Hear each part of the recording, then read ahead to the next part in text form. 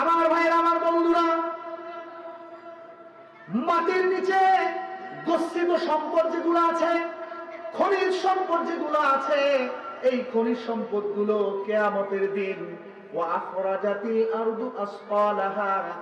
সেদিন মাটির নিচ থেকে সবগুলোকে বের করে দিবে।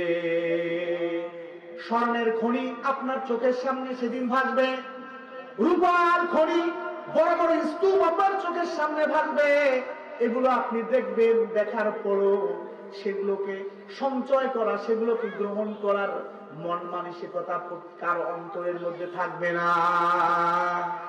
স্বর্ণ এবং রূপার খনি আর অন্যান্য দামি খনিজ পদার্থ যেগুলো আছে, দামি দামি পাথর যেগুলো আছে, মাটি কি করবে, জমিন, এগুলো সবগুলোকে তার উপরে এরকম ভাবে বের করে দেবে। সেদিন মানুষেরা বলবে, হায় হায়, এটা কেমন কথা! এই সম্পদ, এই স্বর্ণের কারণে, এই রূপার কারণে, স্বর্ণ এবং রূপা এই সম্পদ অর্জন করার জন্য মানুষ মারামারি করেছিল, দ্বন্দ্ব করেছিল, ভাই ভাইয়ের মধ্যে দ্বন্দ্ব ছিল, একজন মানুষের সাথে আর একজন মানুষের এরকম ভাবে সম্পর্ক বিচ্ছিন্ন হয়েছিল, সম্পর্কের মধ্যে ভাটা পড়েছিল, ভাই বোনের মধ্যে সম্পর্ক বিচ্ছিন্ন হয়েছিল, আত্মীয়তার সম্পর্ক বিচ্ছিন্ন হয়েছিল, প্রতারণার আশ্রয় নিয়ে একজনকে ঠকিয়ে সম্পদ কামাই করেছিল। হ্যাঁ, আজকে এই সম্পদ তো আমাদের কোনো কাজেই আসতেছে না, এই সম্পদ তো আমাদের কোনো কাজে লাগতেছে না। এই সম্পদ আমরা কি জন্য প্রতারণার আশ্রয় নিয়ে, সুদ খেয়ে, ঘুষ খেয়ে আমার সম্পদ কেন কামাই করেছি? সেদিন মানুষ আফসোস করবে। আফসোস করে কি বলবে? ওয়াকালাল ইনসানু মা লাহা। হ্যাঁ, এই জমিনের কি হলো?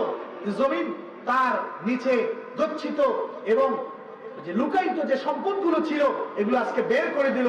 জমিনের কি হলো? এই সম্পদ না, এই সম্পদের কারণে আমরা কি করেছি? ঘুষ খেয়েছি।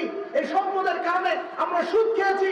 এই সম্পদের কারণে আমরা দুর্নীতি করেছি। এই সম্পদের কারণে একজন মানুষের মালকে ঠকিয়ে নিয়েছি, জাল দলিল করে জমি ঠকিয়ে নিয়েছি। এরকম ডাকাত আছে না নাই? আরো জোরে বলেন, আছে না নাই? ভাইকে ঠকিয়েছে, বোনকে ঠকিয়েছে, ঠকিয়ে বিশাল এরকম ভাবে সম্পদের মালিক হয়েছে, অনেক অট্টালিকার মালিক বনে গেছে, শিল্পপতি বনে গেছে, হাজার হাজার কোটি টাকার মালিক বনে গেছে। মানুষকে ঠকিয়ে, মানুষের সঙ্গে প্রতারণার আশ্রয় নিয়ে সেদিন ওই সমস্ত লোকেরা আফসোস করবে আর বলবে, হ্যাঁ, এই সম্পদটা আজকে কোনো কাজে আসতেছে না। এই সম্পদের কারণে দুনিয়ার মধ্যে গিয়ে একটু পরেই তো বিচার, এর মাঠ কায়েম হবে, বিচার হবে। আমরা কেনই এই সম্পদের পিছনে পড়ে এই সমস্ত কাজের মধ্যে পড়েছি? এই সমস্ত এরকম ভাবে জঘন্যতম পাপের কাজের মধ্যে কেন পড়েছি? আমার ভাইয়ের, আমার বন্ধুরা, সেদিন তারা আফসোস করবে, শত আফসোস করে কোনো কাজে দিবে না।